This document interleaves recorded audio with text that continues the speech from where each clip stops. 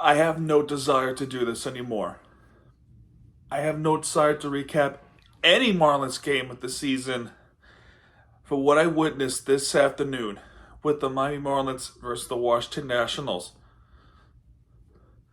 They went from having the best start of the game to the absolutely one of the most horrific blown leads I've ever seen in my life with the Miami Marlins. They were up 7-0. 7-0 to start the game. 7-0.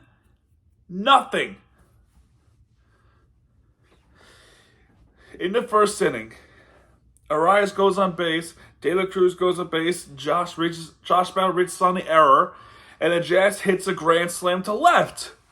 4-0 so far. Good start. Then after that, there was an out or so. Dane Meyer got some hits in. Dane Myers comes up. He hits one. There was a triple, then a back-to-back triples with Brujan.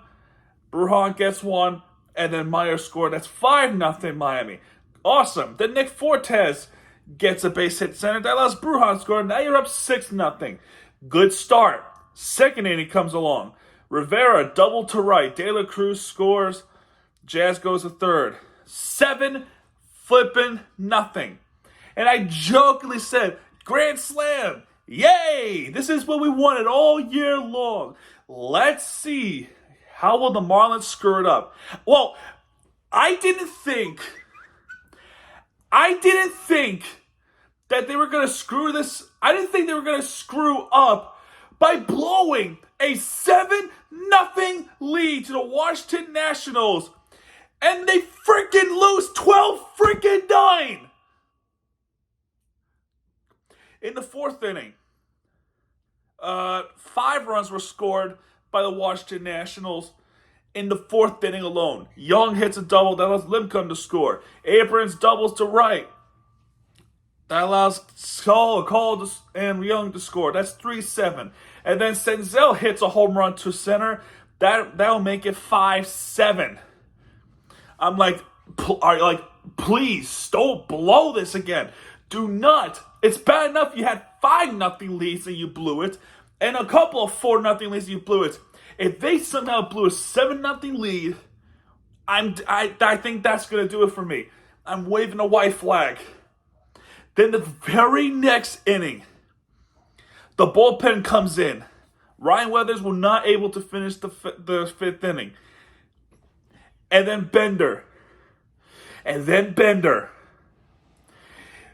gives up a run, and it gives up a 3-run home run to center from Senzel to make it 9-7. I'm like, are you fucking kidding me? You went from 7-0 to then losing 9-7 in the fifth inning. This team is so clueless how to freaking play baseball. Pitch a goddamn pitch to a catcher. They can't freaking pitch for the life of them.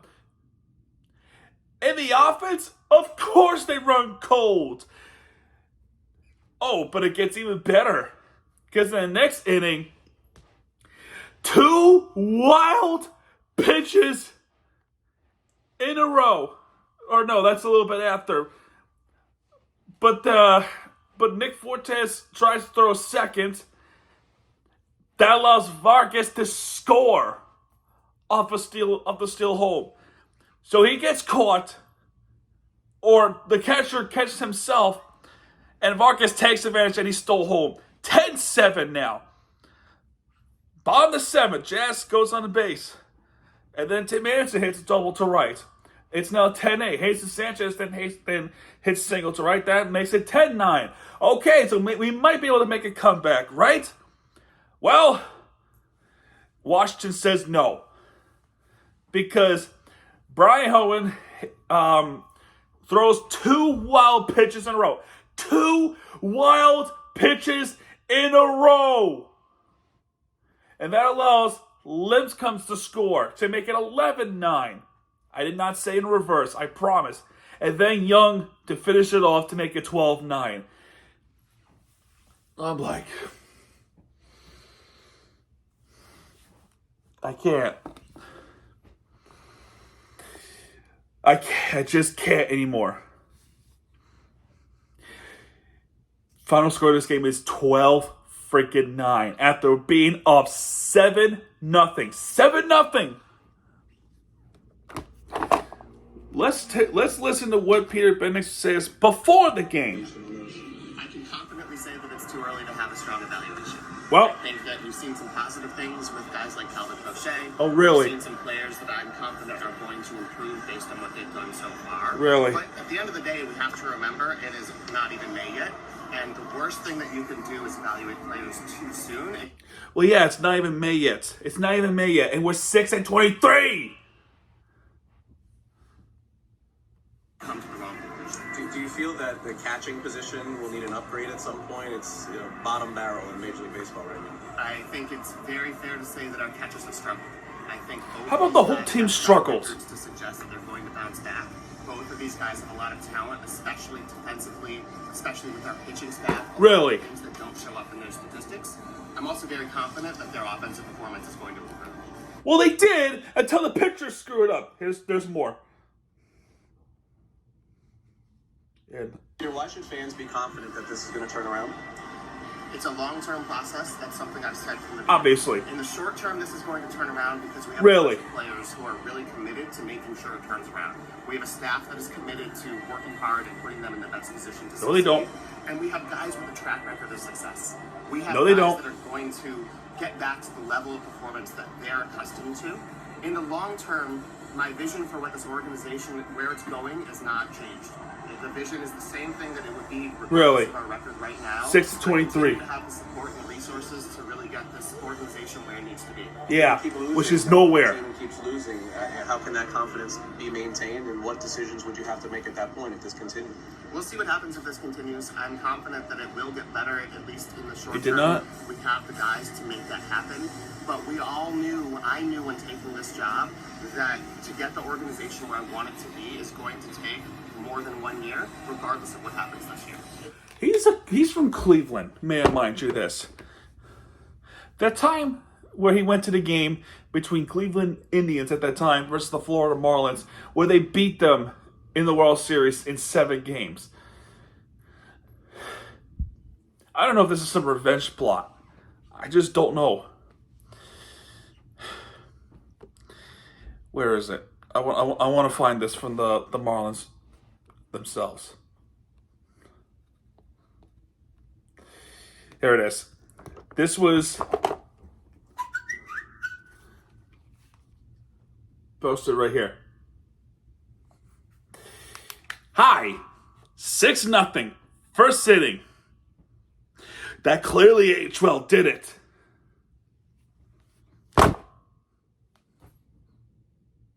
It is one of the most it's so asinine what he's trying to say. It's so bad. It's a pathetic response. And you know what, though? I will say this with Craig Mish. It's amazing how he's asking the right questions, the fan perspective questions. He cares about the fans. Like some front offices that don't give or take care about the fans.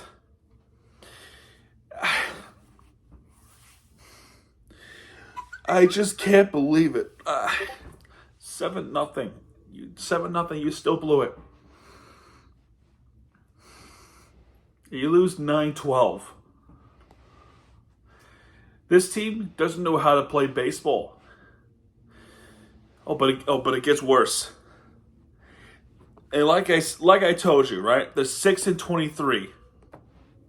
In the meantime, when they keep constantly losing games, they only won 1 home game, right? The White Sox have swept. What did they sweep?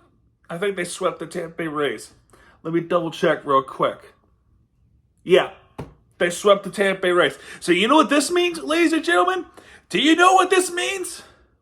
We are officially the worst team in baseball right now.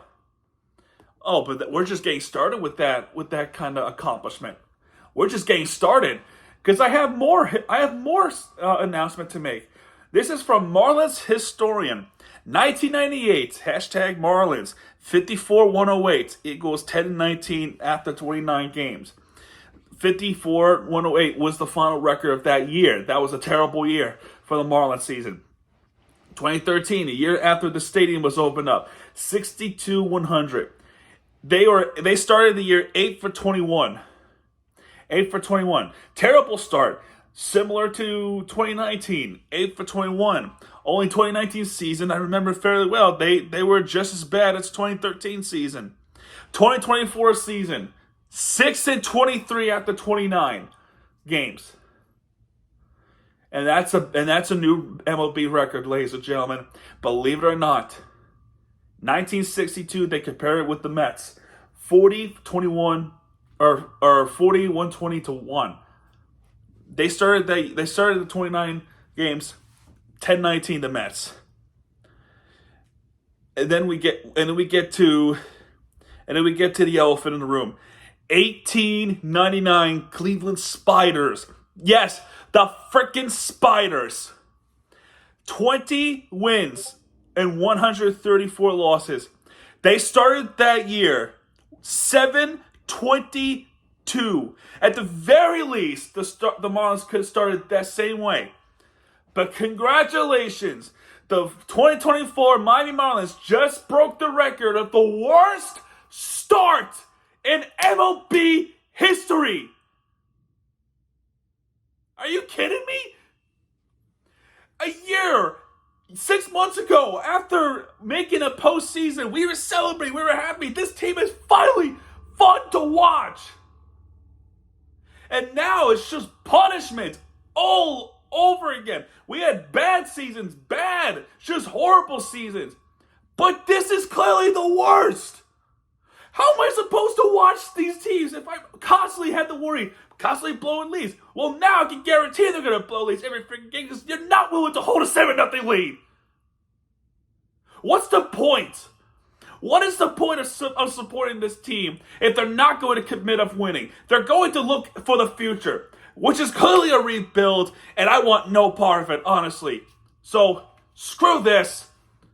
I'm officially waving a white flag. Peter Bendix, you are terrible. Get fired, and Bruce Sherman, get the hell out of Miami, sell the team, and give it to somebody who will spend money, because your cheap ass can't do it. I'm sick of this. I am truly sick of this as a Marlins fan. What an ultimate humiliation.